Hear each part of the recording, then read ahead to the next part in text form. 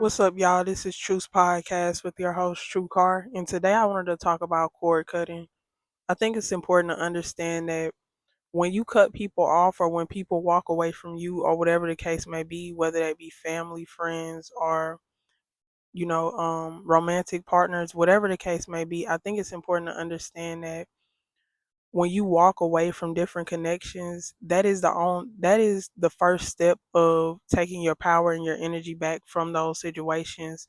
But I think it's important to understand if you walk away from those situations and you still think about them on a daily, or you still have to face them because you live with them, or you still have to be around them because you work with them, or whatever the case may be, you are still in a space where you are giving them power, especially if you still hold on to anger or resentment or, you know, sadness or whatever the case may be. So I think it's important to understand if you're still holding on to sadness or resentment or anger or any emotion towards those people, that is still giving them power over you. And so how to release that energy is first and foremost feeling through your emotions, because it's pointless to do a cord cutting when you still are holding on to so much anger or so much emotion towards those people. So I think it's important to first and foremost feel through your emotions. And how you do that is grab a journal and write down everything about that relationship. Write down how it makes you happy, how it makes you sad, how it makes you emotional. Feel everything that you need to feel. Allow yourself to feel what you need to feel. Allow yourself without judgment to feel how you feel, whether that be you still love that person, or whether that be you're really angry towards that person, or whether you are angry towards yourself for connecting or continuously connecting to those relationships when they weren't respecting you or loving you the way that you needed to be loved, or a way that you felt like you needed to be loved. I think it's important to allow yourself to work through your emotions before you even do a cord cutting. Or you can do a cord cutting and then work through those emotions and then do another cord cutting to release any residual energy. And I'm also going to put links down in the description box below, the cord cuttings that I use for myself in order to release and let go of people from my past or people that were in my life that I had to let go. And the cord cuttings that I'm gonna put down in the description box below are very powerful. And I'm also going to put a link in the description of a meditation that you can use to work through your emotions before you even do the cord cutting. So, or you can use it after you do the cord cutting. It doesn't really matter what steps you use, but just making sure to make sure that you feel those emotions and also release and let go of those cords.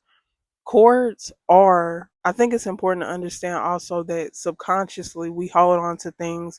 So after you do the the work to heal and feel through those emotions, sometimes you don't understand that you still have little things that you're still holding on to that may still trigger you. So doing cord cuttings allows you to release and let go of that residual energy that you may not be aware of within your space. And I also think it's important to understand that,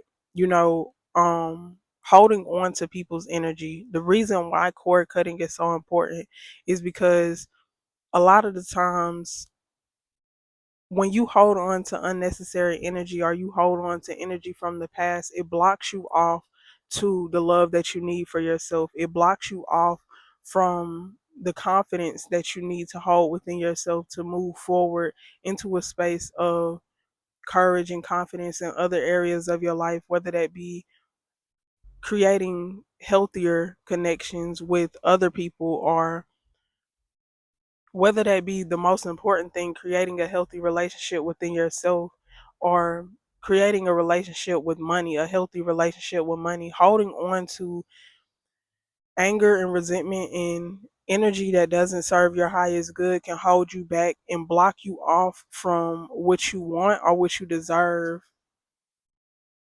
because you are holding on to things subconsciously that you are not working through, and you are just trying to forcefully move on without actually doing the work and feeling what you need to feel in order to change at a core level. And I think it's important to understand that when it comes to, standing your truth and being authentic to yourself, you have to allow yourself to release and let go of baggage, because you could be going towards something and trying to figure out why it's not working, whether that be a new relationship or whether that be a career or whatever the case may be. And the whole reason why it's not working could be simply because you're still holding on to a father wound, or simply because you're still holding on to a mother wound, or you're still holding on to that anger from your ex best friend, or you're still holding on to that anger from an ex partner, or you're still holding on to that anger for a sibling, or whatever the case may be.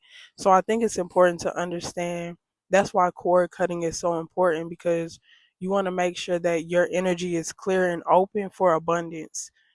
You want to make sure that your energy is clear and open for abundance in love, for abundance in wealth or prosperity. And so I think it's important to understand that is why cord cutting and releasing and healing those wounds are so important, and actually intentionally healing those wounds is so important. Finding time and space to sit down and journal, or intentionally meditate, or intentionally cord cut in order to make sure that your energy is clear and open to receive and amplify what you deserve in this lifetime, which is abundance. And so I think it's important to understand how to clear and how to release, and also understanding when it comes to cord cutting. A lot of times when you do a cord cutting ritual or you do a cord cutting cleansing, those people come back into your life. And so that is why it's important to really truly forgive and let go,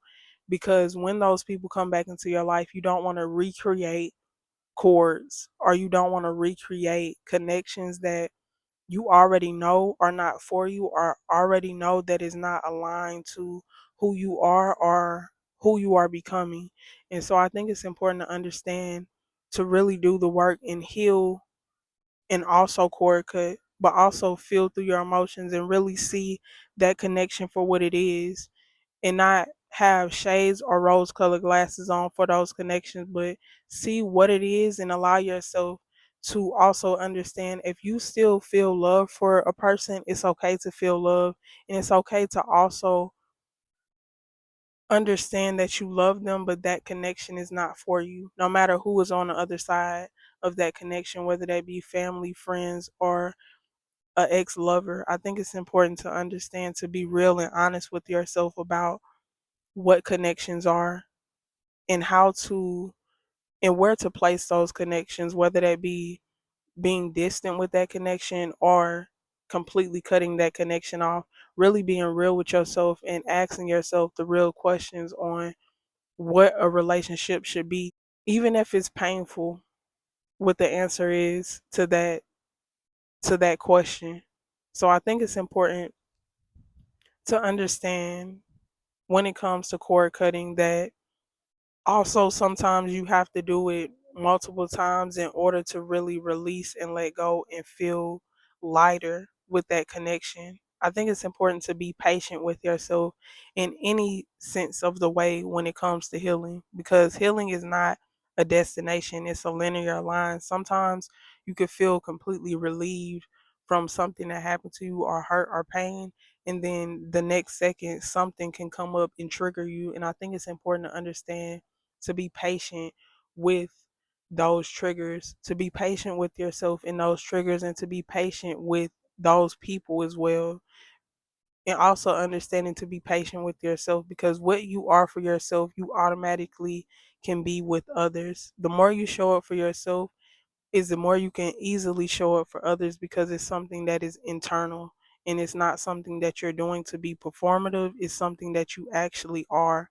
So who you actually are automatically pours out on automatically pours out onto others with ease. And I think it's important understanding to be understanding with to understand yourself and to understand your own values, so that way you know what boundaries to place and how much of you need to give to certain people. Understanding energetic boundaries, because cord cutting is an energetic boundary in itself. And I think that's important to understand.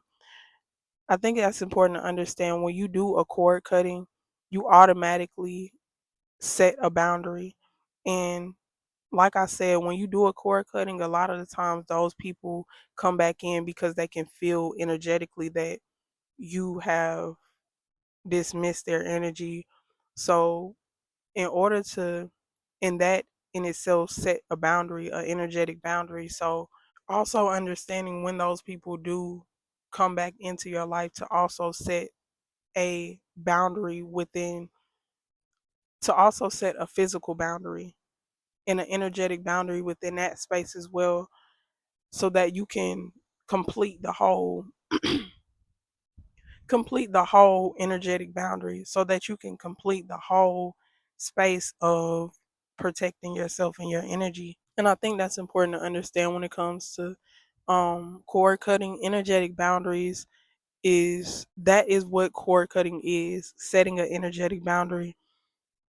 And like I said, sometimes those people come back into your life because they can feel that energetic boundary set, and sometimes that puts them in a space of wanting to reconnect that cord. And you have to be loving with yourself and compassionate with those people, and also be stern and understand to continue to set that boundary within that connection as well. And I think it's important to understand that, you know, like I've said in the last one of my last podcasts, one of my last videos, I talked about energetic boundaries and having to deal with people still in your space when you've clearly set a boundary, or you've clearly cut somebody off, having to still deal with those people in your space. Like I said on the last podcast, it's important to understand to have an energetic boundary with those people, and also set a physical boundary with those people, to where, if you have to still deal with those people in your space, to not give them power over you, to not give them, having emotional discernment and not giving them your energy. And like I said, also, when it comes to your emotions, I'm not saying to dismiss your emotions and dismiss how you feel towards them. I'm saying to deal with your emotions by journaling, by doing cord cuttings, by intentionally meditating before you even have to connect to those people, praying before you have to connect to those people, after bypass those people or have to connect to those people, saging yourself, smudging yourself, and releasing their energy as well. And also understanding, if you feel like you have to have a hard conversation, to not be afraid of conflict and really having that conversation, whether that be through a text message, whether that be through a phone call, or whether that be face to face, really having that conversation if you feel like you need to. If you've already journaled and already done the meditation and already prayed about it, and you still feel called to have that conversation, really going and having that conversation with that person, and not being afraid of how they're going to handle you, but still understanding, that you may need to get something off your chest, and allowing yourself to get that off your chest, and not expecting them to do anything with that information. Just with that information, just allowing yourself to really get what you need to get off of your chest, and allowing them to hear it or not hear it, but still understanding that you did what you needed to do to release what you needed to release. And I think that's important to understand as well.